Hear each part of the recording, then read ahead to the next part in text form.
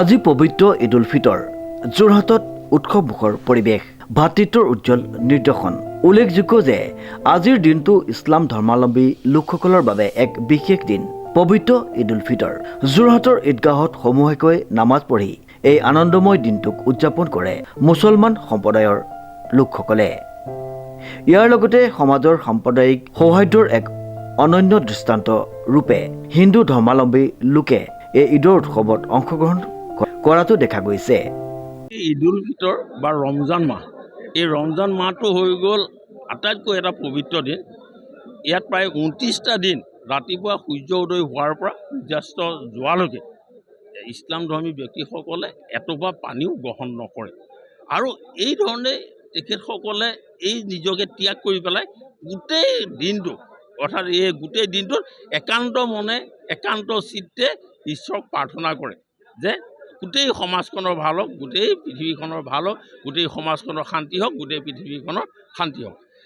এই যে তেখেতসকলে গোটেই দিনটো যে নোখোৱাকৈ থাকে প্ৰায় এটা মাহ দিন ধৰি, তেতিয়া তেওঁলোকৰ নিজৰ শৰীৰ শুদ্ধ হয়, মন শুদ্ধ হয়, আত্মা শুদ্ধ হয়। লগতে এইটো কথাও গম পায় যে এজন দুখীয়া বা দৰিদ্ৰ মানুহে এসাঁজ ভাত নাখালে তেওঁলোকৰ পেটৰ কি অনুভৱ কৰে এই কথাটো তেখেতসকলে খুব সুন্দৰকৈ অনুভৱ কৰে আৰু সেইকাৰণে গোটেই মাহ গোটেই বছৰ ধৰি ইছলাম ধৰ্মী লোকসকলে তেওঁলোকৰ আয় 2.5% জাকাত হিচাপে দুখীয়া দৰিদ্ৰসকললৈ দান কৰে, যাতে দুখীয়া দৰিদ্ৰসকলেও এমুঠি অন্ন বা এখনি বস্ত্ৰ গোটাই লৈ তেখেতসকলেও সুখ আৰু শান্তিৰে যাতে একেলগে বসবাস কৰি থাকিব পাৰে।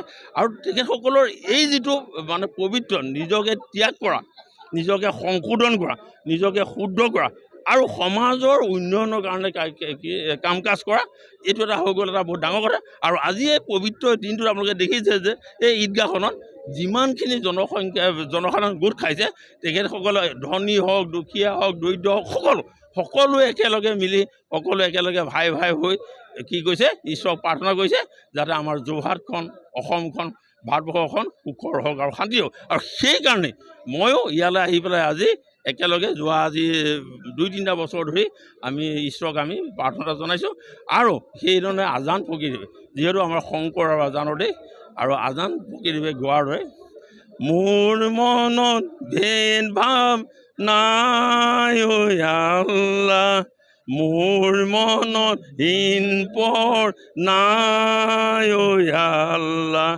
হিন্দু কি মুছলমান একে আল্লাহৰ ফৰমান, মোৰ মনৰ একেটি ভাৱ। আৰু এই একেটি ভাৱেৰে আমি একেলগে ইয়াত উল্লেখযোগ্য যে এমাহৰ ৰমজানৰ উপবাস ৰোজা পালন কৰাৰ অন্তত যেতিয়া কালি আকাশত কাচি জোন দেখা গ'ল তেতিয়াৰ পৰা ঈদ উদযাপনৰ প্ৰস্তুতি আৰম্ভ হ'ল। আজি যোৰহাট চহৰৰ মাজমজিয়াৰ ঐতিহাসিক ঈদগাহত কেইবা শতাধিক ইমানদাৰে সমূহীয়াকৈ নামাজ আদায় কৰে। নামাজৰ অন্তত ইজনে সিজনক আলিংগন কৰি ঈদৰ শুভেচ্ছা বিনিময় কৰে আৰু শান্তি, মৰম তথা সৌভাতৃত্বৰ বাৰ্তা প্ৰেৰণ কৰে। ঈদৰ নামাজ ৰয়েল ৰোড মছজিদৰ ইমাম মৌলানা ইদ্ৰিছ আলীয়ে সম্পন্ন কৰায়। উল্লেখযোগ্য যে যোৰহাটৰ মাজমজিয়াৰ ঐতিহাসিক ফৰ্মুদ আলী পথত স্থিত হাজৰিকা মছজিদতো একে উৎসৱমুখৰ পৰিৱেশ পৰিলক্ষিত হয়। এই পবিত্ৰ উৎসৱে বিভিন্ন ধৰ্ম, ভাষা আৰু সমাজৰ ভিতৰত একতা আৰু সৌভাতৃত্বৰ সঁজুলি গঢ়ি তুলিছে। যোৰহাটত উদযাপিত এই ঈদ উল ফিতৰে পুনৰ এটা বাৰ দৃঢ় কৰি দিলে যে সৌভাতৃত্ব আৰু সম্প্ৰীতি আমাৰ সমাজৰ এক অপৰিহাৰ্য অংগ। ঈদগাহ মৈদানৰ পৰা সমূহ অসমবাসী ৰাইজ, যোৰহাটবাসী ৰাইজলৈ আমি ঈদৰ শুভকামনা জনালোঁ। তাৰ লগতে আজি ইমাম চাহেবে ইমামতি কৰি যি দোৱা কৰিলে, কেৱল মুছলমানৰ কাৰণে দোৱা কৰা নাই, অসমীয়া জাতিৰ কাৰণে দোৱা কৰিছে। আপোনালোক সকলো উপস্থিত আছিলে।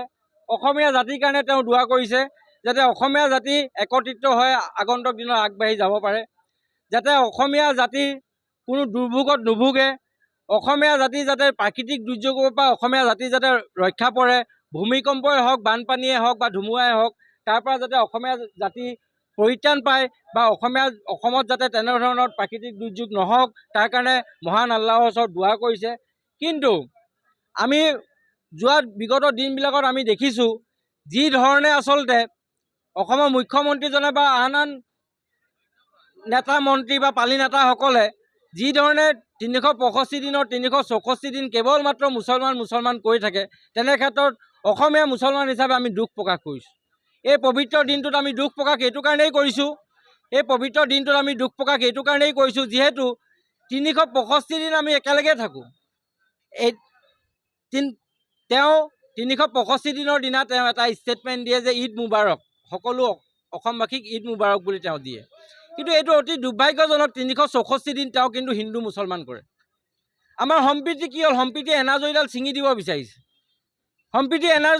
দিব বিচাৰিছে। তেখেতে ভাবিছে তেখেতৰ এজন বনীয়া মন্ত্ৰীয়ে আমাৰ মুছলমানে পাইজামাটো সৰু গাঁঠিৰ ওপৰত পিন্ধাত লৈও তেওঁ আপত্তি। মুখ্যমন্ত্ৰীয়ে আচলতে মুছলমানক খোৱাৰ মেনুখন দিয়ে। প্ৰতিটো কথাত আচলতে কিবা ক্ৰিমিনেলে ক্ৰাইম কৰিলে তাত যদি মুছলমান জড়িত হৈ থাকে, সেই মুছলমান নামটো হাইলাইট কৰি তেওঁ কয়। তেনে ক্ষেত্ৰত আমি অতি দুখ পাইছোঁ যে অসমৰ মুখ্যমন্ত্ৰীজন সৰ্বকালৰ সৰ্বশ্ৰেষ্ঠ মুখ্যমন্ত্ৰী হ'ব বুলি আমি ভাবিছিলোঁ, এতিয়াও আমি ভাবোঁ। কিন্তু তেওঁক আমি বিচাৰোঁ যে দিল্লীৰ ৰঙা চকুৰ ভয়ত তেওঁ অসমীয়া জাতিটোক ভাগ নকৰিব। অসমীয়া জাতিটোক দিল্লীৰ আচলতে ৰঙা চকুত ভয় খাই পেলাই ভাগ নকৰিব। আপুনি শ্ৰেষ্ঠ মুখ্যমন্ত্ৰী হ'ব, অসমীয়া জাতিটোক একত্ৰিত কৰি আগবাঢ়ি যাওক। আপুনি বহুত ইনফ্ৰাষ্ট্ৰাকচাৰৰ কাম মুছলমান বা আপুনি মুছলমান হিন্দু কৰাটো বাদ দিয়ক। অসমীয়া মুছলমানৰ বা অসমৰ মুছলমানৰ অসম আন্দোলনৰ অৱদান নাই নেকি? অসমীয়া মুছলমানৰ ভাষা আন্দোলনৰ অৱদান নাই নেকি?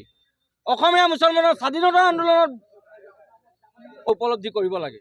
সেই কথাবোৰ উপলব্ধি নকৰি কেৱল মাত্ৰ হিন্দু মুছলিম কৰি যদি আমাক ভাগ কৰে, কেৱল মাত্ৰ ভোটৰ স্বাৰ্থত যদি আমাক আজি এই পবিত্ৰ জেগাৰ পৰা এই কাৰণেই ক'বলগীয়া হৈছে, এই সাংস্কৃতিক নগৰী, এই বৌদ্ধিক নগৰীৰ পৰা এই কাৰণেই ক'বলগীয়া হৈছে, যিহেতু আমাৰ সকলো ৰাইজ, যিহেতু আমি মাইনৰিটি, আমি সংখ্যাতন্ত্ৰৰ বিপৰীতেও আমি যাব নোৱাৰোঁ। আমাৰ এইটো নীতি আদৰ্শ আমাৰ পৰিপন্থী। আমি গণতন্ত্ৰ টিভিটো খুলিলে, ফেচবুকটো খুলিলে আমি দেখোঁ কেৱল মাত্ৰ হিন্দু মুছলিম কৰিছে। আমাৰ দুখ লাগে এইটো সময়ত।